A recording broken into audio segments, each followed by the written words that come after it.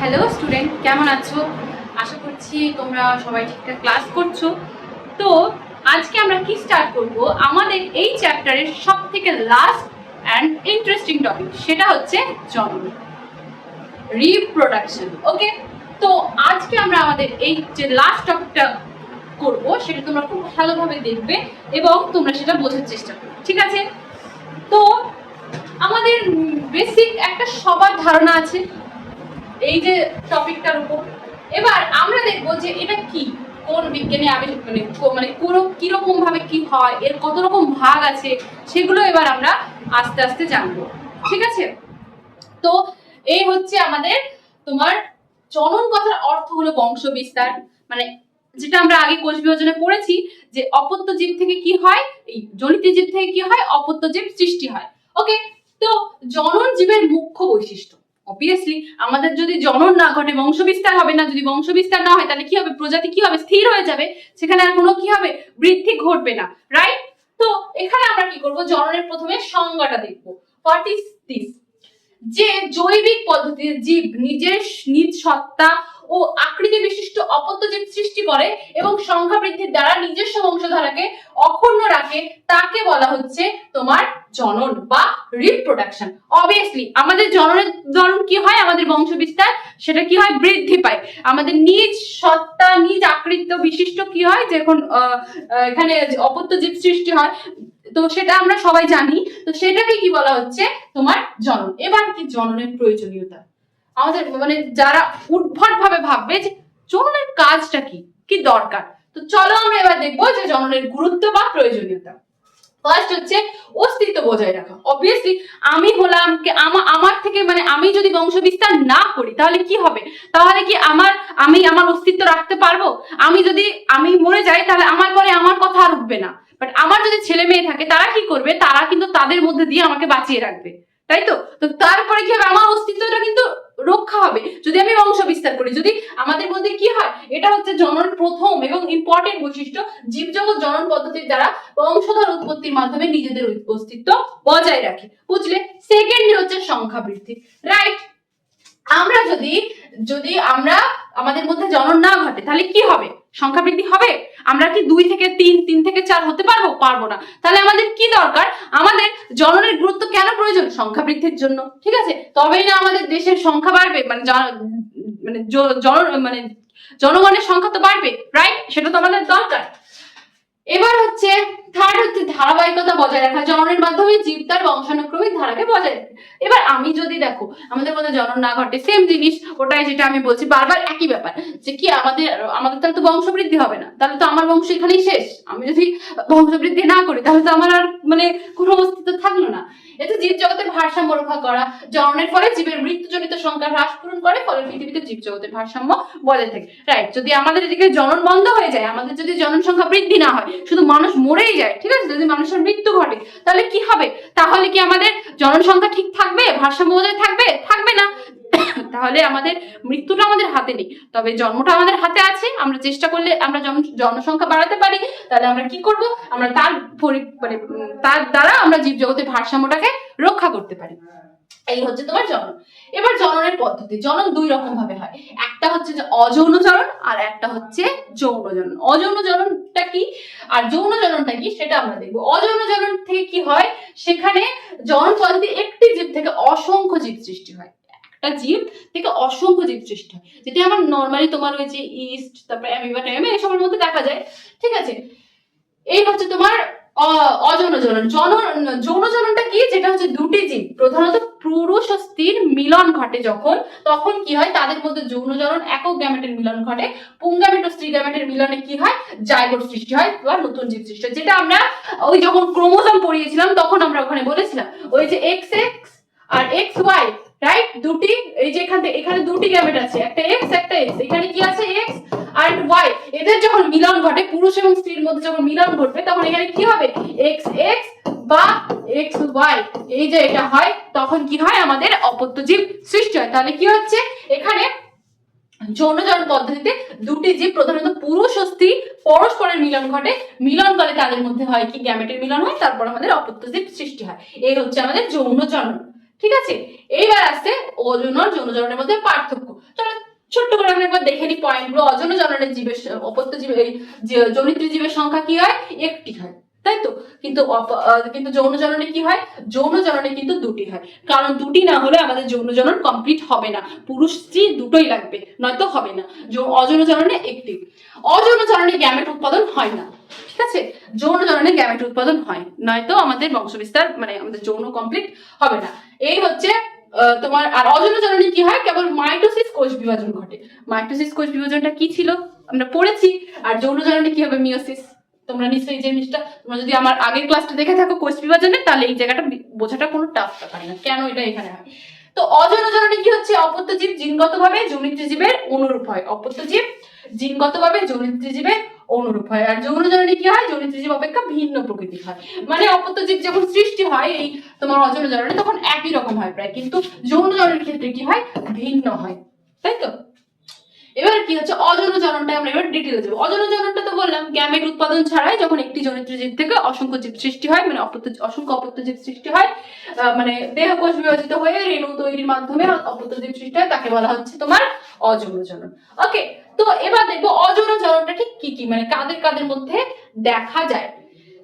এই যে দেখো বিভাজন, অযৌন জননে যখন বিভাজন হয় তখন বিভাজনের মাধ্যমে কি, অ্যামিবা এক্সাম্পল, অ্যামিবার মধ্যে ইউগ্লিনা অ্যামিবা, প্লাজমোডিয়াম, তারপর হচ্ছে ইত্যাদি প্রাণীরা বিভাজন প্রক্রিয়ায় বংশ বিস্তার করে। বিভাজন দু রকমের, দ্বি বিভাজন ও বহু বিভাজন। দ্বি বিভাজন কার মধ্যে দেখা যায়, দ্বি বিভাজন দেখা যায় অ্যামিবার মধ্যে। মানে এটা অ্যামিবার নিউক্লিয়াসটি প্রথমে বিভাজিত, ব্যাখ্যামূলক দেওয়া আছে।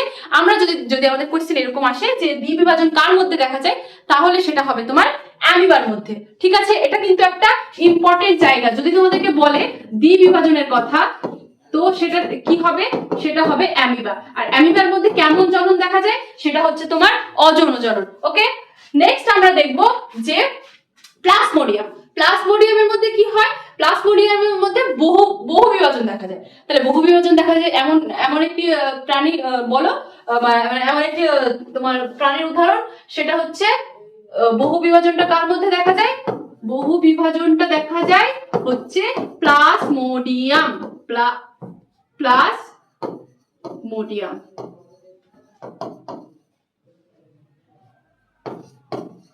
ওকে, এই হচ্ছে তোমার বহু বিভাজন। এই হচ্ছে, এবার দেখো এখানে যদি বহু বিভাজনের এখানে কি কি বলেছে, প্লাজমোডিয়ামের সাইজন দশায় বহু বিভাজন দেখা যায়। সাইজনটা নিউক্লিয়াসটি বরাবর বিভাজিত হয় অসংখ্য মেরোজয়েড গঠন করে, এই প্রক্রিয়াকে সাইজোগাইনি বলে। মেরোজয়েড গুলি সাইজন থেকে মুক্ত হয়। এখান থেকে সেরকম কিছু দেয় না, বুঝলে, মানে ওটা ম্যাটার করছে না, অ্যাকচুয়ালি জনন কৌশল আর উদাহরণটা, আর এগুলো সম্পূর্ণ অযৌন জননের মধ্যে পড়ছে, সেটাই আমাদের দেখার বিষয়। নেক্সট আছে যে ইস্ট এবং হাইড্রা, এর অযৌন জননটা কি রকম, কোরকোদ্গম। মানে এখান থেকে কোশ্চেন আমি যখন বলবো তখন বুঝতে পারবে। দেখো কোরকোদ্গমের মধ্যে পড়ছে ইস্ট এবং হাইড্রা, অযৌন জননের এটা পদ্ধতি। আর কৌশল, ইস্টের কোরকোদ্গমের মধ্যে তোমার কার দেখা যায়, কার মধ্যে দেখা যায় এটা, সেটা হচ্ছে তোমার ইস্ট বা হাইড্রা, এদের মধ্যে। যেমন আমি ওখানে বিভাজনটা দেখলাম, বিভাজনের মধ্যে দুটো আছে, একটা দ্বি বিভাজন আর বহু বিভাজন। দ্বি বিভাজন অ্যামিবার মধ্যে আর বহু বিভাজনটা প্লাজমোডিয়ামের মধ্যে। সেম অ্যাজ কোরকোদ্গম যে দেখা এই জনন পদ্ধতি, সেটা দেখা যায় অযৌন জনন পদ্ধতি, সেটা হচ্ছে ইস্ট এবং হাইড্রার মধ্যে, ঠিক আছে। এখানে দেখো ইস্টের মধ্যে, দেখো ইস্টের এরকম দশাকে টোরুলা দশা বলে। তাহলে টোরুলা দশা কার মধ্যে দেখা যায়, সেটা ওখান থেকে কোশ্চেন দিতে পারে। এটা কার মধ্যে দেখা যায়, সেটা দেখা যায় আমার ইস্টের মধ্যে। নেক্সট হচ্ছে হাইড্রা। হাইড্রার মধ্যে কিরকম, হাইড্রার কোরকোদ্গম হচ্ছে দেহের বাইরের দিকে কোরক সৃষ্টি হয়, কোরকটি বৃদ্ধি হলে কোরকের মুখচ্ছিদ্র ও তাকে বেষ্টন করে কোষিকা সৃষ্টি হয়, কোরকটি মাতৃদেহ থেকে বিচ্ছিন্ন অপত্য হাইড্রা সৃষ্টি করে। ওকে, নেক্সট হচ্ছে খন্ডি ভবন। খন্ডি ভবন কার মধ্যে দেখা যায়, স্পাইরোগাইরা। এই ছকটা কিন্তু খুব ইম্পর্টেন্ট। কেন ইম্পর্টেন্ট, কারণ এখান থেকে কোশ্চেনটা দেয়, জননের এখান থেকে খুব কোশ্চেন দেয়। সেটা হচ্ছে যে খন্ডি ভবন, কোরকোদ্গম, বিভাজন কার মধ্যে কি দেখা যায়। খন্ডি ভবনটা কার মধ্যে দেখা যায়, স্পাইরোগাইরা, ঠিক আছে। স্পাইরোগাইরা, স্পাইরোগাইরাটা কি, একটা হচ্ছে শৈবাল, হ্যাঁ, তো এটা কি সেটা দেবে না, কিন্তু স্পাইরোগাইরার মধ্যে কি দেখা যায় সেটা হচ্ছে ইম্পর্টেন্ট। নেক্সট হচ্ছে রেণু উৎপাদন। মানে রেণু উৎপাদনের মাধ্যমে ঠিক কিরকম তোমার অযৌন জননটা হয়, সেটা হচ্ছে এক্সাম্পল হচ্ছে ছত্রাক এবং মস। ওকে, তাহলে রেণু উৎপাদনের মাধ্যমে আমাদের যে অযৌন জননটা হয় সেটা কার মধ্যে দেখা যায়, সেটা হচ্ছে রেণু এবং মস। তাহলে এই পুরো ছকটা কি ইম্পর্টেন্ট, এখান থেকে কোশ্চেন চলে এসেছে, ধরে নাও অলরেডি এসছে। সেটা অ্যামিবা হতে পারে, সেটা ইস্ট হতে পারে, সেটা ছত্রাক হতে পারে, সেটা প্যারামেসিয়াম হতে পারে। ওকে, বুঝলে। এইবার এই জায়গাটা একবার দেখো, মিউকার রাইজোপাস ইত্যাদি স্পোরাস দিয়ে ওর রেণুর সাহায্যে অজনজনন সম্পূর্ণ করে। ওকে, এবার কি হয়েছে, মিউকারের হাইপার অগ্রভাগে রেণুস্থলী গঠিত হয়। অবভিয়াসলি একটা রেণু থেকে যখন রেণু উৎপাদনের মাধ্যমে অজনজনন হচ্ছে, তার মানে সেখানে রেণু থাকতে হবে, রাইট। এবার দেখো ফাইটোপথরা জুস্পোরের সাহায্যে বংশ বিস্তার করে। পেনিসিলিয়াম কর্নেলিয়ার সাহায্যে অজনজনন সম্পন্ন করে। মর্সের রেণুদর দেহে অবস্থিত রেণুস্থলীতে রেণু সৃষ্টি হয়। এই হচ্ছে তোমার রেণু উৎপাদনের যে আর কি অজনজনন পদ্ধতি। ওকে, এবার মস ফার্ন, এবার ফার্নের ক্ষেত্রে কি হয়, ফার্নও তোমার ওই রেণু উৎপাদন পদ্ধতিতেই অজনজননটা করে। সেখানে কি বলেছে দেখো, যে এই যে তোমার চলরেণু বা জুস্পোর এবং অচলরেণু বা অ্যাপ্লানোস্পোর, ফাইটোপথরাতে জুস্পোর এবং মিউকারে অ্যাপ্লানোস্পোর দেখা যায়। রেণু এবার এখানে একটা ছোট্ট পয়েন্ট দেখো, সোরাস। What is Soros? ফার্নের রেণুস্থলী রেণুপথের নিম্নতলে শিরার কক্ষে উৎপন্ন হয়। রেণুস্থলী গুচ্ছকে সোরাস বলে। তাহলে যে তোমার ফার্নের মধ্যে যে রেণুস্থলী থাকে, সেই রেণুস্থলীর যে গুচ্ছ সেটাকে বলা হচ্ছে সোরাস। অ্যাকচুয়ালি এখান থেকে অতটা দেবে না, এখান থেকে এরকম কোশ্চেনই দেয়। নেক্সট আসছে পুনরুৎপাদন। রেণু উৎপাদন হলো, দেন আসছে পুনরুৎপাদন। পুনরুৎপাদন এই যে অজনজনন পদ্ধতিটা কার মধ্যে দেখা যায়? এইটা দেখা যায় তোমার প্ল্যানেরিয়ার মধ্যে। কার মধ্যে? প্ল্যানেরিয়ার মধ্যে। So it's also important. এই ছকটা আমি তোমাদের প্রথমে বললাম, এই ছকটা ইম্পর্টেন্ট, ঠিক আছে। এখানে দেখো একটা জায়গায় বলেছে যে প্ল্যানেরিয়া ছাড়াও স্পঞ্জ, হাইড্রা, কেঁচো ইত্যাদি পুনরুৎপাদন ঘটে। সেটা এবার আমাদের এইটা দেখো, এবার তোমাদের মনে হবে এটা আমাদের দেখো আমাদের এলএম জেএলএম এর মেইন কোশ্চেনে কি অপশনাল, রাইট? তো আমাদের অপশন বেসিস অ্যানসার দিতে হবে। অপশন কিরকম থাকছে সেটার উপর ডিপেন্ড করছে, কিন্তু মেইনলি যদি হাইড্রা বলে তাহলে সেটা হবে তোমার ওই কি যেন ছিল, আমি ভুলে গেলাম, সেটা ছিল তোমার এই কোরগদ্গম, ঠিক আছে। তো এই গেল তোমার হাইড্রা আর এই তো প্ল্যানেরিয়ার মধ্যে পুনরুৎপাদন দেখা যায়। এই তোমার গেল অযৌনজনন। এবার আসছে আমাদের অঙ্গজ বংশ বিস্তার, ঠিক আছে। অঙ্গজ বংশ বিস্তারটা কি? অঙ্গজ বংশ বিস্তার হচ্ছে যে জনন প্রক্রিয়ায় জীবদেহের কোনো অঙ্গ বা অঙ্গাংশ জনিত্রী জীবদেহ থেকে বিচ্ছিন্ন হয়ে অপত্য জীব সৃষ্টি করে তাকে বলা হচ্ছে অঙ্গজ বংশ বিস্তার। তাহলে অঙ্গজ বংশ বিস্তারটা কি? যে জনন প্রক্রিয়ায় জীবদেহের কোনো অঙ্গ বা অঙ্গাংশ থেকে জনিত্রী জীব থেকে বিচ্ছিন্ন হয়ে অপত্য জীব সৃষ্টি হয়, ঠিক আছে। মানে কোনো একটা অঙ্গ বিচ্ছিন্ন হয়ে গেল, দিন সেখান থেকে একটা অপত্য সৃষ্টি হলো, সেইটা হচ্ছে তোমার অঙ্গজ বংশ বিস্তার। এই এর মধ্যে প্রকৃতিগুলো একবার দেখবো। সেটা হচ্ছে দেখো প্রাকৃতিক অঙ্গজ জনন, মানে প্রাকৃতিক কৃত্রিম সব রকম ব্যাপার হয়। তো এবার আমরা দেখবো যে প্রাকৃতিকটা কি। প্রাকৃতিকটা হচ্ছে এই যে মূল, কাণ্ড, পাতা। আমরা একটা প্রাকৃতিক অঙ্গজ বংশ বিস্তার যে উদ্ভিদ, তাতে কি কি থাকে? মূল থাকে, কাণ্ড থাকে, পাতা থাকে, তো রাইট। তো এই মূলের কি হয়েছে দেখো, কয়েকটি উদ্ভিদ মূলের সাথে অঙ্গজজন সম্পন্ন করে। রাঙা আলু বা লাল আলুর রসালো মূল থেকে অস্থানিক মুগল সৃষ্টি হয়, তখন অঙ্গজজন পদ্ধতিতে হয়। কাণ্ড যেমন শুষানি, থানকুনি ইত্যাদি অর্ধবায়ব ধারকের কাণ্ড, কচুরিপানা এগুলো থেকে হয়। পাতা বিগনিয়া, পাথরকুচি, পাতার কিনারে অসংখ্য পত্রজ বা পত্রাশ্রী মুকুল সৃষ্টি হয়, যেগুলো নিম্নাংশ থেকে অস্থানিক মূল তৈরি হয়। অঙ্গজজনের মধ্যে পাতার যে উদাহরণ বা কাণ্ডর বা মূলে, এগুলো একটু মানে তোমাদেরকে পড়তে হবে, ঠিক আছে। সেখান থেকে তোমাদেরকে জানতে হবে। ওটা তোমাদের ছিল কি তোমার প্রাকৃতিক অঙ্গজ বংশ বিস্তার, রাইট। এবার আসছে কৃত্রিম অঙ্গজ জনন। সেটা কৃত্রিমটা কিরকম? যেটা আমরা অ্যাকচুয়ালি ব্যবহার করি, যেটা আমরা আমাদের দৈনন্দিন জীবনে করি। কেমন মানে তোমার একটা মজা লাগছে না যে আমরা প্রাকৃতিককে ছেড়ে আমরা কৃত্রিমটার উপর বেশি ফোকাস করছি? কেন? কারণ আমাদের যুগটাই হয়ে গেছে ওরকম, যেটা আমরা এখন দৈনন্দিন জীবনে ব্যবহার করি। যেমন দেখো শাখা কলম বা কাটিং, জোড় কলম বা গ্রাফটিং বা মাইক্রো প্রোপাগেশন, রাইট।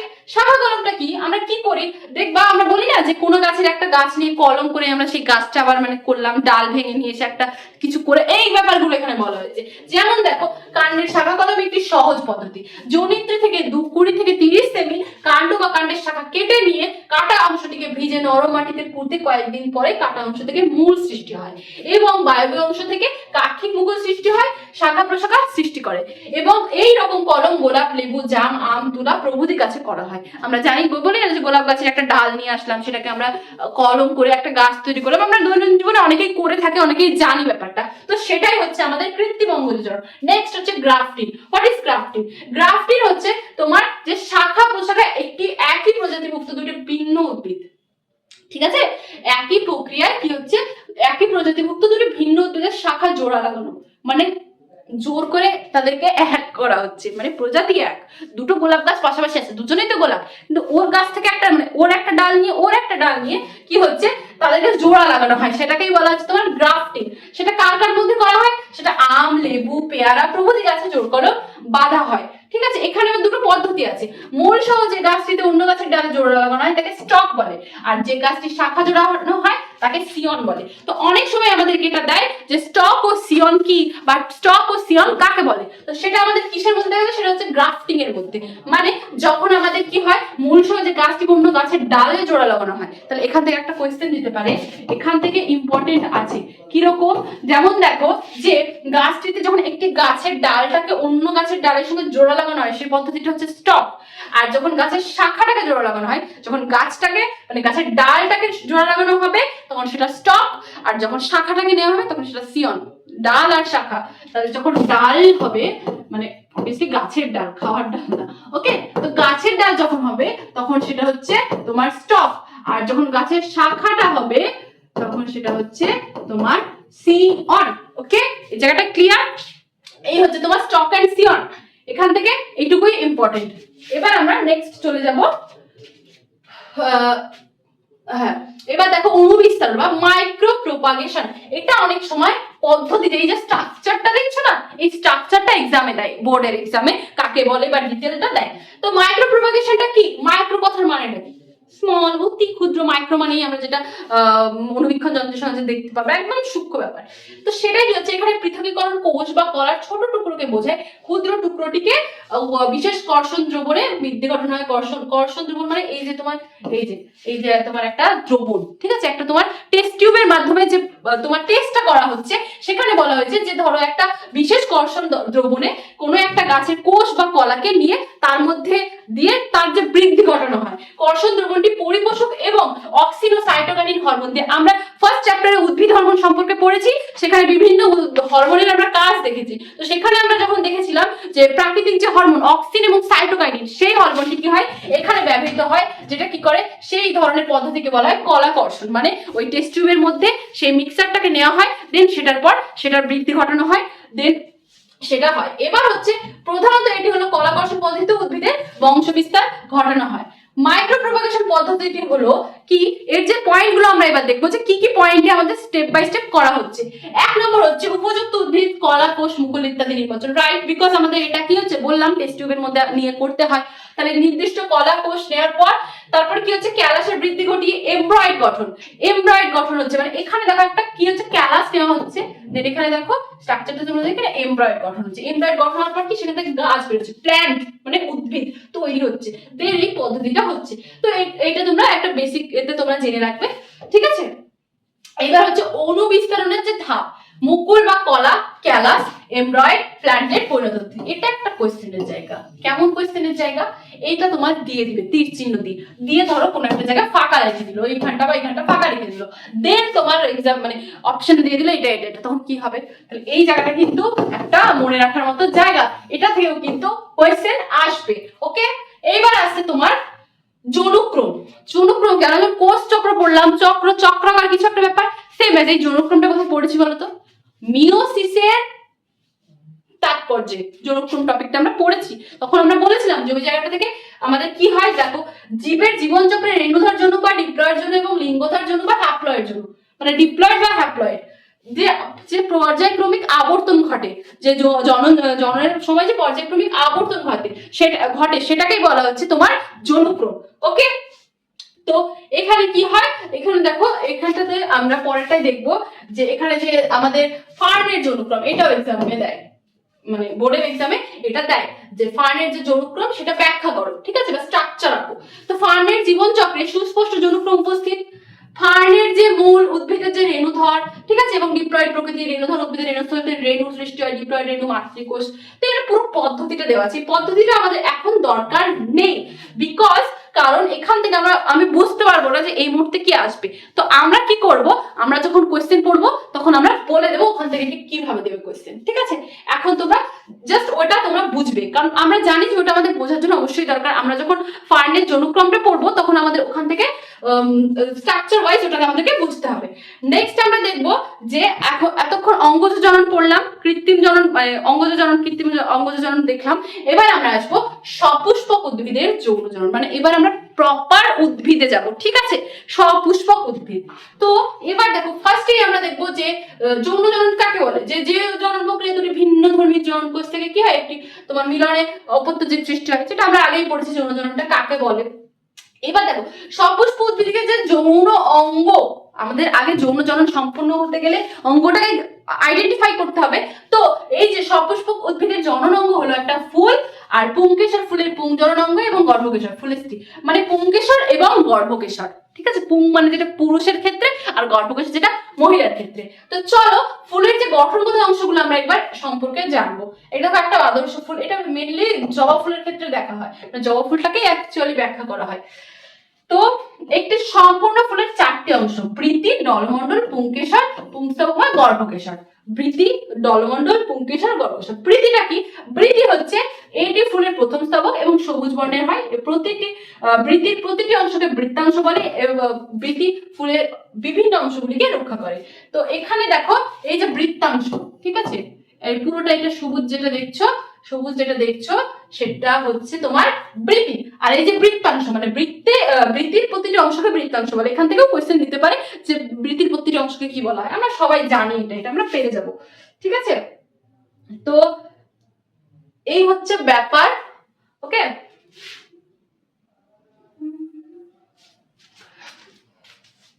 এরপর আসছে দলমণ্ডল। আমরা বৃতি বললাম, এবার দলমণ্ডল। দলমণ্ডলটা হচ্ছে কি, এটি ফুলের দ্বিতীয় স্তবক। এটি সাধারণত উজ্জ্বল বর্ণের হয়। এর এক একটি অংশকে দল বা পাপড়ি বলে, মানে যেটা আমরা ফুলের বলি না পাপড়ি থাকে, তো দল এরকম মানে দল হয়ে থাকলো, যখন সিঙ্গেল ভাবে থাকে মানে এক একটা কি হয়, পাপড়ি হয়, ঠিক আছে।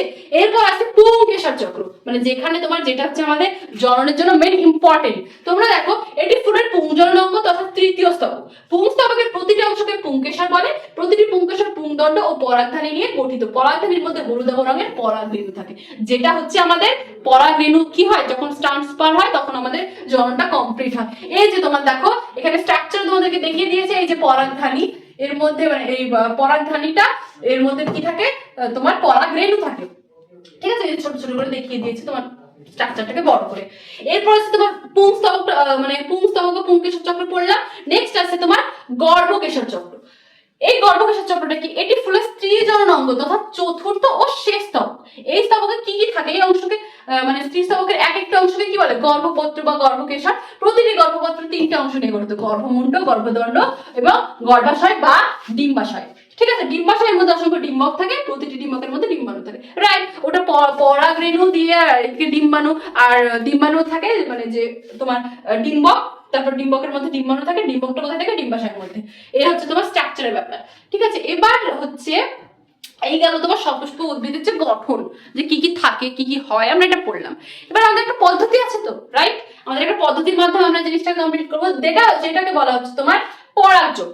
পরাগযোগের আবার দুটো ভাগ, একটা হচ্ছে স্বপরাগযোগ আর একটা হচ্ছে ইতর পরাগযোগ। কটা, একটা স্বপরাগযোগ আর একটা হচ্ছে ইতর পরাগযোগ। এবার আমরা দেখবো ফুলের পরাগধানী থেকে পরাগরেণু একই ফুলের বা একই গাছের অন্য ফুল, মানে আমার ধরো একটা গাছে তো দুটো ফুল থাকলো, রাইট। তো দুটো ফুলের মধ্যে ধরো একটা গাছের এই ফুলটা থেকে ওই গাছটা আরেকটা ফুলে যেতে পারে, বা পাশাপাশি দুটো গাছ আছে, ওই গাছে যে ফুলটা থাকলো সেই ফুলটা ওই গাছ থেকে মানে গিয়ে আরেকটা ফুলে যেতে পারে, ঠিক আছে। তো এইরকম ব্যাপার হয়, সেইটাকে বলা হচ্ছে তোমার পরাগযোগ। এর প্রকারভেদ কিরকম, দুটো, যেটা আমি বললাম, একটা হচ্ছে স্বপরাগযোগ আর একটা হচ্ছে ইতর পরাগযোগ। স্বপরাগযোগটা কি, যখন কোনো ফুলের পরাগরেণু সেই ফুলেরই বা সেই গাছের অন্য ফুলের গর্ভমুণ্ডে পড়ে, যেটা আমি ফার্স্টে বললাম। মানে ধরো একটা গাছ, ঠিক আছে, একটা ধরো গাছ থাকলো, এখানে একটা ফুল আছে, ঠিক আছে, এখানে একটা ফুল আছে, এখানেও একটা ফুল আছে। এর পরাগরেণু যেটা, এই যে ধরো পরাগরেণু মানে ধরো এর পরাগরেণুটা এখানে এসে পড়তে পারে, বা এই একটা গাছেরই এটাতেও এসে পড়তে পারে। এই যে ঘটনাটা ঘটে এটা হচ্ছে তোমার স্বপরাগযোগ। আর পাশে ধরো আরেকটা গাছ আছে, ঠিক আছে, পাশে ধরো আরেকটা গাছ আছে, এখানে আরেকটা গাছ আছে ফুলের, ঠিক আছে। এবার এই পরাগরেণুটা যদি এই গাছে এসে পড়ে তখন যেটা হয় সেটাকে বলা হয় ইতর পরাগযোগ। I know clear. এবার দেখো উদাহরণ কি, স্বপরাগযোগ হ্যাঁ স্বপরাগযোগ দেখা যায় কোন কোন উদ্ভিদের মধ্যে, ঠিক আছে। এটা কিন্তু এরকম ডাই কোয়েশ্চেন, সিম, তারপর টমেটো, সন্ধ্যা মালতী, এগুলোর মধ্যে কি দেখা যায়? স্বপরাগযোগ দেখা যায়। ইতর পরাগযোগটা কি? ইতর পরাগযোগটা হচ্ছে, আমি তো বললাম, যখন কোনো ফুলের পরাগরেণু একই প্রজাতির অন্য কোনো গাছের ফুলের গর্ভমুণ্ডে পড়ে, একই প্রজাতির অন্য কোনো গাছের গাছের ফুলের গর্ভমুণ্ডে পড়ে, সেটা হচ্ছে ইতর পরাগযোগ। এটা কার কার মধ্যে দেখা যায়? তাল, পেঁপে, লাউ প্রভৃতি। তাহলে এখানে কি ইম্পর্টেন্ট বলো তো? এই যে এক্সাম্পল গুলো ইম্পর্টেন্ট, ঠিক আছে, এক্সাম্পল গুলো ইম্পর্টেন্ট। এরপর আসছে স্বপরাগযোগ আর ইতর পরাগযোগের সুবিধা অসুবিধা, এগুলো দেয় পরীক্ষায়। আর হচ্ছে বাহকের মানে কি কি ব্যাপার, এবার চলো আমরা এখান থেকে একটু দেখে নিই। এখানে হচ্ছে দেখো স্বপরাগযোগে কি হয়, স্বপরাগযোগের জন্য কোনো বাহকের প্রয়োজন হয় না, কারণ এখানে কি হচ্ছে, একটা ফুলের থেকে উড়ে যেতে পারে, দূরে যেতে গেলে তো টাইম লাগে। আমি এখান থেকে আমার কি বলছি, আমি যদি এখান থেকে অত দূরে যাই কোনো জিনিস নিতে, তাহলে আমার কি হতে পারে, আমি না হয় মানুষ, আমি একা একা যেতে পারি, গাছ তো আর যেতে পারে না। তো গাছের ক্ষেত্রে কি হয়, দূরে যেতে গেলে বাহকের প্রয়োজন হয়, কিন্তু গাছের ক্ষেত্রে প্রয়োজন হয় না। তো সেটাই বলা হয়েছে যে কাছে স্বপরাগযোগ তো কাছাকাছি হয়, সেটার ক্ষেত্রে কি হয়, বাহকের প্রয়োজন হয় না। ইতর পরাগযোগে কি হয়, বাহকের প্রয়োজন হয়, সেটা কিন্তু সুবিধা। স্বপরাগযোগের অসুবিধাটা দেখো, স্বপরাগযোগের বাহকের অনুপস্থিতির জন্য অনুন্নত মানের ফল ও বীজ উৎপন্ন হয়। এখানে কি হচ্ছে, উন্নত মানের ফলটা পাচ্ছি না, কারণ এটা কি হচ্ছে, একই তো, আমার তো বৈশিষ্ট্য একই থাকছে। আমি একই জনের সাথে যখন আমার যখন একই একই ফুলের মধ্যে যখন আমার যৌনটা সম্পন্ন হচ্ছে, তখন আমাদের কি বৈশিষ্ট্যটা কি ভ্যারাইটি আসছে না। তাহলে যেখানে ভ্যারাইটি নেই সেখানে কি নেই, সেখানে উন্নতিও নেই, রাইট? তাই জন্য এখানে উন্নত ফল পাচ্ছি না। তাহলে ইতর পরাগযোগের অসুবিধাটা কি, এখানে বাহকের প্রয়োজন নেই, নির্ভরশীল, তাই অনেক সময় এই পরাগযোগ অনিশ্চিত হয়ে পড়ে। স্বাভাবিক, আমি যখন কারোর উপর ডিপেন্ডেন্ট থাকবো, তখন তো সেটার কোনো আমার নিশ্চিত নেই না যে সে আসলেই আমার এটা সম্পূর্ণ হবে, নয়তো হবে না। তাই এটা কি হচ্ছে, অনিশ্চিত। অধিক সংখ্যক পরাগরেণুর অপচয় ঘটে। অনেক টাইমে অবভিয়াসলি যখন এক জায়গা থেকে অন্য জায়গায় নিতে গেলে অনেক পরাগরেণু পড়ে যেতে পারে, ঠিক আছে, তখন কি হয়, এখানে আমাদের অপচয় ঘটে। এরপর হচ্ছে স্বপরাগযোগের কি সুবিধাটা দেখো, একই প্রজাতির ফুলে পরাগযোগের জন্য প্রজাতির বৈশিষ্ট্য রক্ষা পায়, ফলে প্রজাতির মধ্যে জনিত্রী বৈশিষ্ট্য প্রকাশ পায়। জনিত্রী জীব থেকে যে বৈশিষ্ট্যগুলো আমাদের কি হয়, আমাদের তো একই ফুলের মধ্যে হচ্ছে, তাহলে একই ফুলের মধ্যে যখন হচ্ছে, তখন আমাদের বৈশিষ্ট্যগুলো কি অক্ষত থাকছে, তাহলে আমাদের কি হচ্ছে, বৈশিষ্ট্যগুলো আমাদের নষ্ট হচ্ছে না। আর ইতর পরাগযোগের সুবিধা কি, ইতর পরাগযোগ হলে নতুন বৈশিষ্ট্য সম্পন্ন উদ্ভিদের আবির্ভাব ঘটে, নতুন নতুন বৈশিষ্ট্য তৈরি হয়। অপত্য উদ্ভিদগুলি সবল হওয়ার জন্য প্রতিকূল পরিবেশে সহজেই খাপ খাওয়াতে পারে। ওর মধ্যে বিভিন্ন বৈশিষ্ট্য থাকে, তাহলে কি হয়, যখন আমাদের আবহাওয়ার চেঞ্জ হয়, যখন বিভিন্ন প্রতিকূল অবস্থা দেখা দেয়, তখন সে নিজেকে সেখানে মানিয়ে নিতে পারে। ওকে, এবার হচ্ছে স্বপরাগযোগের অসুবিধাটা কি, নতুন বৈশিষ্ট্য সম্পূর্ণ উদ্ভিদ উৎপন্ন হয় না, দুর্বল প্রকৃতির অপত্য জন্মগ্রহণ করে, সহজেই জীবাণু দ্বারা আক্রান্ত হয়। স্বাভাবিক, একটু তো বুঝতেই পারছো, একটা বেসিক জায়গা থেকে তোমরা বুঝতে পারছো যে এর মধ্যে বৈশিষ্ট্যটা খুব লিমিটেড, ফলে খুব সহজেই দুর্বল হতে পারে, এর অপত্যটা অনেক সময় নষ্ট হতে পারে, এই ব্যাপারটা থাকতে পারে। ইতর পরাগযোগের অসুবিধা কি, বিভিন্ন প্রজাতির ফুলের মধ্যে পরাগযোগের ফলে প্রজাতির বিশুদ্ধতা নষ্ট হয়। এর যে বিশুদ্ধতা, সেটা কি প্রজাতির যে থাকে, আমি এটার সাথে এটা মিক্স আপ করালাম, এটার সাথে এটা মিক্স আপ করালাম, তাহলে কি হবে, এর যে বিশুদ্ধতা, এর পিউরিটিটা, সেটা নষ্ট হয়ে যাবে, রাইট? তো সেটা এখানে দেখা যায়। আর এবং ওখানে জনিত্রী বৈশিষ্ট্য নিয়ন্ত্রিত হয় না। ইতর পরাগযোগের ক্ষেত্রে কি, এবার দেখো, স্বপরাগযোগে আমাদের কোনো বাহক লাগে না, তাই না?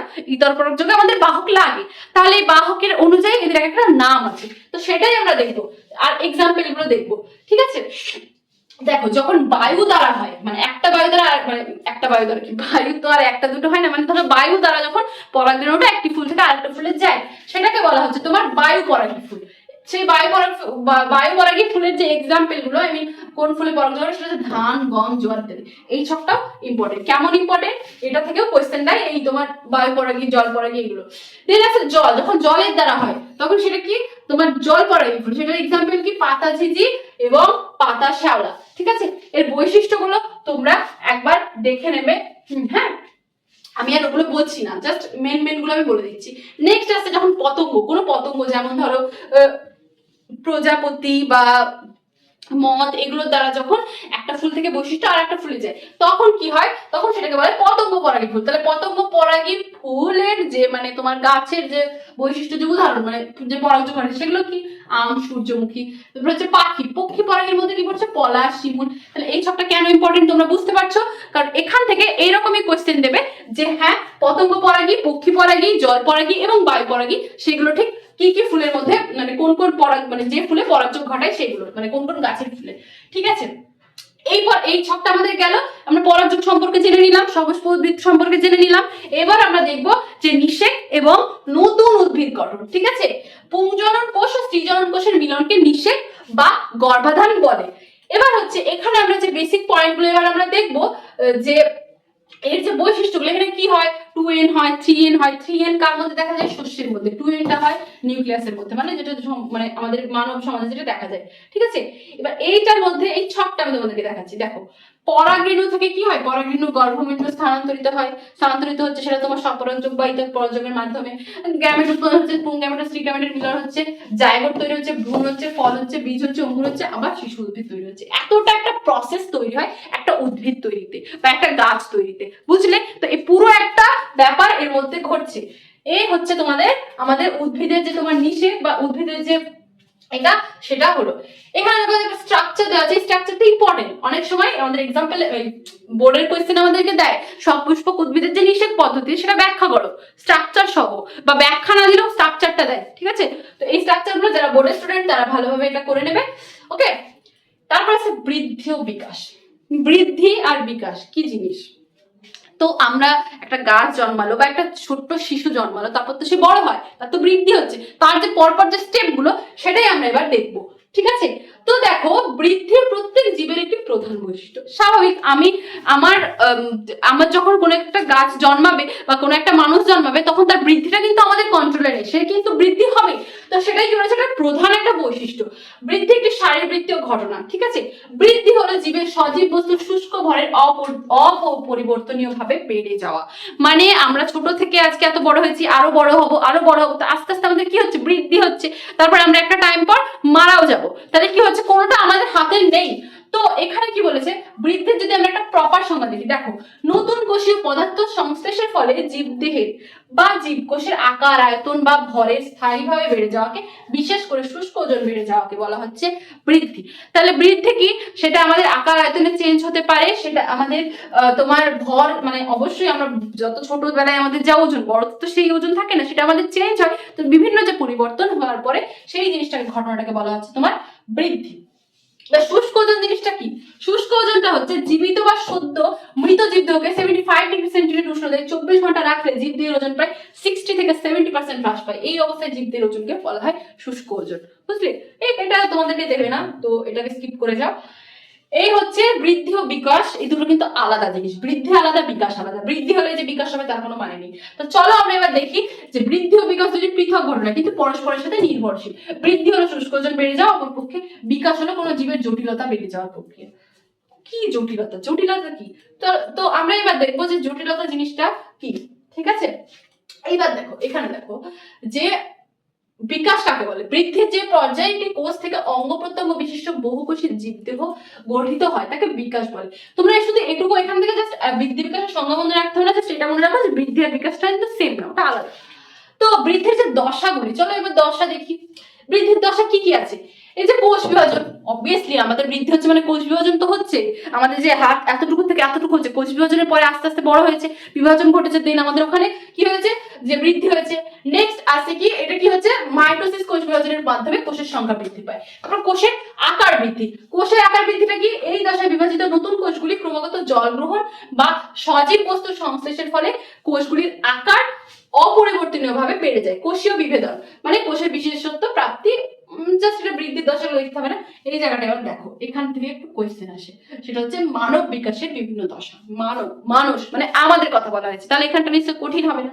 প্রথম দেখো সদ্যজাত, এর তোমার কয়েকটা স্টেপ আছে। একটা হচ্ছে সদ্যজাত, একটা হচ্ছে শৈশব, একটা বয়ঃসন্ধি, একটা পরিণত দশা, আর একটা হচ্ছে অন্তিম পরিণত দশা, মানে খাতাম, মানে খাতাম না, তারপরে আছে হ্যাঁ মানে খাতাম, মানে মরে যাবো আমরা তখন। তো সেটাকে আমরা একটা দশার মধ্যে দেখছি। দেখো, প্রথম হচ্ছে সদ্যজাত। সদ্যজাত দশাটা কি, একদম সদ্যজাত। এইখানে দেখো, ভ্রূণ মাতৃগর্ভে 9 মাস 10 দিন প্রতিপালিত হওয়ার পরে ভূমিষ্ঠ হয়, তাই তো? একটা মাতৃগর্ভে যখন বাচ্চাটা থাকে, দেন যখন তারপর জন্মানো হয়, একে সদ্যজাত দশা বলে। এই সময় শিশুর ওজন 2.5 কেজি থেকে 3 কেজি হয়। এবার যদি তোমাদের মধ্যে যদি মনে হয় যে না 2 কেজির কম ওজন হয়েছে কোনো বাচ্চা, তাহলে কি সে সদ্যজাত নয়? অবভিয়াসলি সে সদ্যজাত, কারণ সেটাকেই বলে যে এখানে একটা মিনিমাম, এটা পারফেক্ট, এটা হওয়া উচিত, সেটাই বলা হয়েছে। সদ্যজাত দশা হলো 0 থেকে 3 বছর। মানে যদি তুমি 3 বছর পর্যন্ত কারো বয়স থাকে, তাহলে তাকে আমরা সদ্যজাতের মধ্যে কাউন্ট করি, ওকে। এই সময় এরা প্রধানত স্তন দুগ্ধ পান করে বড় হতে থাকে, অনেক সময় বাড়তি খাদ্য বা তৈল খাদ্য সরবরাহ করা হয়। 6 মাসের পর থেকে শিশুকে দুধের সঙ্গে গলা ভাত, আলু সেদ্ধ, ডিমের কুসুম ইত্যাদি সহজপাচ্য খাদ্য দেওয়া হয়। এই সময় বৃদ্ধির জন্য প্রচুর শক্তির প্রয়োজন হয়। 2 থেকে 3 বছরের শিশু সবসময় হাঁটাচলা করে, এদের ঘুমেরও প্রয়োজন বেশি। বাস বলে দিয়েছে সদ্যজাত বাচ্চাদের ঠিক কি কি লাগে। আমাদের আজকালকার বাচ্চা 1-1.5 বছর 2 বছরই বাইরের খাবার খেতে শিখে গেছে, কিন্তু মেনলি তো এটা ঠিক নয়, তাই না? ওদের শারীরিকের জন্য যে আমাদেরকে 6 মাস পর্যন্ত মানে মায়ের দুধই শুধু খায়, তারপর কি হয়, তারপরে আমাদের ওই ভাত টাত এগুলো বাচ্চাদেরকে খাওয়ানো হয়। এটা হচ্ছে তোমার সদ্যজাত মানে টাইমটুকু, ওই টাইমটা। এরপর আছে শৈশব, যেটা আমাদের কারণ নেই, সেটা হচ্ছে 3 থেকে 11 বছর, রাইট? 3 থেকে 11 বছর বয়স পর্যন্ত থাকে তাদের শৈশবকাল। জন্মের প্রথম দিন মানে জন্মের প্রথম 3 বছর শিশু উচ্চতায় দ্রুত হারে বৃদ্ধি পায়। শৈশবে মাথায় আকৃতি অনেক বড় দেখালেও পরিণত বয়সে মাথার বৃদ্ধি অনেক অঙ্গের তুলনায় কি হয়, কম হয়। ঠিক আছে, এই টাইমে কি হয়, প্রচুর শক্তি থাকে, প্রচুর এনার্জি থাকে, বাইরে খেলাধুলা হয়। এই দশায় বৃদ্ধি নিয়ন্ত্রক হরমোনের কার্যকারিতা ভার বৃদ্ধি পায়। মানে আমাদের যে হাইটটা হয় তখন যে হরমোনটা মানে আমাদের হরমোনের তোমরা আমরা পড়েছি, হরমোনটা যখন পড়েছি তখন আমরা দেখেছি যে আমাদের যে বৃদ্ধি হয়, এই দশায় বৃদ্ধি নিয়ন্ত্রক হরমোনের কার্যকারিতা বৃদ্ধি পায়। এরপর আসছে বয়ঃসন্ধিকাল। বয়ঃসন্ধিকালটা কখন? 12 থেকে 20 বছর ম্যাক্সিমাম। এখন তোমরা যার মধ্যে হয়তো পড়ছো, যেটা হচ্ছে 12 থেকে 20 বছরের মধ্যে আমাদের কি হচ্ছে, বয়ঃসন্ধিকাল। এই কালটা আমাদের প্রচুর পরিমাণে এফেক্ট পড়ে সব রকম দিক থেকে, তোমরা সেটা সবাই ভালোভাবে জানো। দেখো, এই সময়কালকে মানুষের মুখ্য বৃদ্ধিকাল বলা হয়। এই সময় বিভিন্ন হরমোনের প্রভাব বালক বালিকাদের দেহে বিভিন্ন পরিবর্তন দেখা যায়, যৌন লক্ষণগুলি স্পষ্ট হয়, দেহের বিকাশ ভালোভাবে ঘটায়, স্বাস্থ্যবান হয়। তারপর পিটুইটারি গ্রন্থি থেকে নিশ্চিত হরমোনগুলো সক্রিয়তা হয়, মানে বিভিন্ন যেমন হরমোন খরিত হয়। তারপর এই দশায় যৌন হরমোন টেস্টোস্টেরন এবং ইস্ট্রোজেন ও প্রোজেস্টেরন ক্রিয়ার ফলে যৌনাঙ্গের বৃদ্ধি ঘটতে থাকে। হরমোনের প্রভাবে পুরুষ ও স্ত্রীদের গৌণ যৌন লক্ষণগুলি প্রকাশ পায়। এই জায়গায় কি বলতো, হরমোনে আমরা যেগুলো পড়েছি না, মেনলি হরমোনাল প্রবলেম নয়, মানে হরমোনাল যে কার্যকারিতা সেটা বেশি দেখা যায়। সেটা হচ্ছে আমাদের এই বয়ঃসন্ধিকাল। এই দশায় আমাদের রাগ, আমাদের মানে অভিমান, আমাদের অনুভূতি, আমাদের ভালোবাসা, আমাদের সব রকম ফিলিংস গুলো এর মধ্যে বেশি বেশি কাজ করে। এই টাইমে ঠিক ভুল মানে কি করে না করে মানুষের কোনো ঠিক থাকে না। এমন না যে বুদ্ধি থাকে না, এটা কিন্তু বুদ্ধির একটা বেস্ট টাইম, বাট তাও এইটা হচ্ছে আমাদের বয়ঃসন্ধিকাল। ঠিক আছে, এখানে তারপর আমাদের প্রজনন ক্ষমতা বৃদ্ধি পায়। তারপর প্রাপ্তবয়স্ক, এখান থেকে আমরা কি হয়, কিশোর কিশোরী থাকি, সেখান থেকে আমরা প্রাপ্তবয়স্কের দিকে পা বাড়াই। নেক্সট আছে পরিণত দশা। পরিণত বলছে 20 থেকে 60 বছর বয়স, মানে এই বয়সটাতে কি হয়, আমরা পরিণত। এই দশায় মানবদের যৌন অঙ্গ অর্থাৎ শুক্রাশয় ও ডিম্বাশয়ে কি হয়, যে পূর্ণ বিকাশ ঘটার সঙ্গে তাদের কার্যকারিতা বৃদ্ধি পায়। ঠিক আছে, এই সময় পড়াশোনা চলে, বিদ্যালয়ে চলে না, তখন কলেজ, ইউনিভার্সিটি মানে মহাবিদ্যালয়, বিশ্ববিদ্যালয়ে স্বাধীনভাবে এরা কর্ম হয়। তারপর আছে বার্ধক্য। বার্ধক্য মানে 60 বছর। 60 বছর হলে আমরা জানি রিটায়ার্ড সব কিছু থেকে রিটায়ার্ড হই না তো। রোগ এসে আমাদেরকে হাই হ্যালো করে, বলে যে না তুমি সবকিছু থেকে রিটায়ার্ড হয়ে গেলেও আমি আছি তোমার পাশে। তো ব্যাপারটা হচ্ছে তাই। 60 বছর সময় থেকে মানবদের প্রজনন ক্ষমতা কি হয়, হ্রাস পায়। এই সময় বহু কোষের মৃত্যু ঘটে, অবভিয়াসলি আমাদের কোষের অনেক মৃত্যু ঘটে যায়, কর্মজীবন থেকে অবসর নেওয়া হয়। তারপর এই টাইমে মর্নিং ওয়াক, যোগাভ্যাস মানে বুঝতেই পারছো, তোমার বিভিন্ন রকম এক্সারসাইজ করা দরকার। ঘরে শিশুদের দিকে নজর দেওয়া, প্রতিবেশীদের সঙ্গে ভালোভাবে সম্পর্ক স্থাপন করা দরকার। এই সময় পুরুষদের তুলনায় স্ত্রীদের আগে আসে। হ্যাঁ, কারণ আমরা দেখো এই দশকে কি বলেছে, পুরুষদের তুলনায় স্ত্রীদের আগে আসে। ইয়েস, বার্ধক্য আমরা একটা মহিলা তাড়াতাড়ি বয়স্ক হয়ে যায় মনে হয়, সবার ক্ষেত্রে না, বাট হয়, মেয়েরাই আগে হয়ে যায়, মেয়েরা আগে উইক হয়ে যায়, তারপর মেয়েরা বেশি দুর্বল হয়ে যায়, কাজকর্ম অতটা করতে পারে না। তো এই জিনিসটা থাকে। ঠিক আছে, এই হচ্ছে আমাদের পুরোটা কি গেল, আমরা জনন দিয়ে শেষ করলাম, জন্ম থেকে শুরু করলাম, মৃত্যু দিয়ে শেষ করলাম এই আজকের আমাদের এই টপিকটা। ওকে, তো এই টপিকটা খুব ইন্টারেস্টিং, খুব ইজি, খুব একটা টাফ না। হ্যাঁ, হতে পারে উদ্ভিদের ব্যাপারগুলো একটু কিচ্ছু না, খুব ইজি একটা ব্যাপার। এখানে যে কোয়েশ্চেন গুলো আছে, তোমরা এই কোয়েশ্চেন গুলো নিজেরা দেখবে। আমরা তোমাদেরকে অবভিয়াসলি কোয়েশ্চেন প্র্যাকটিস করাবো, কিন্তু সেটা তোমাদের ইচ্ছেতে, মানে আমি নিজে থেকে কত করবো, তোমাদেরকে বলতে হবে তো যে ম্যাম আমাদেরকে এটা করান, ম্যাম এটা করান। আমি চাই যে তোমরা এক্সাইটেড হও পড়াশোনার জন্য, তোমরা কোয়েশ্চেন প্র্যাকটিসের জন্য। আমি চাই যে তোমাদের মধ্যে আমি যেন সেই এক্সাইটমেন্টটা দেখতে পাই, রাইট?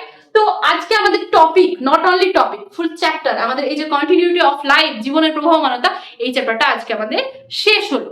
ওকে, তো এই ফুল চ্যাপ্টারটা তোমরা সম্পূর্ণ, এখানে কিছু নেই, খুব মানে ছোট চ্যাপ্টার। এই যে কোষ, তারপর ক্রোমোসোম, এইগুলো সম্পর্কে আমরা জানলাম, আমরা বুঝলাম, আমরা কোয়েশ্চেন সম্পর্কে টুকটাক ধারণা দিলাম, তোমরা করবে, তোমাদেরকে আমি প্র্যাকটিস করাবো, তোমরা আমাকে তোমাদের প্রবলেমটা জানাবে। তো আজকের এই টপিক তো তথা আমাদের এই চ্যাপ্টারটা শেষ হলো। তো ঠিক আছে, তোমরা ভালোভাবে পড়াশোনা করো, ভালোভাবে প্র্যাকটিস করো। ঠিক আছে, আজ ক্লাসটা এখানে শেষ হচ্ছে। Thank you.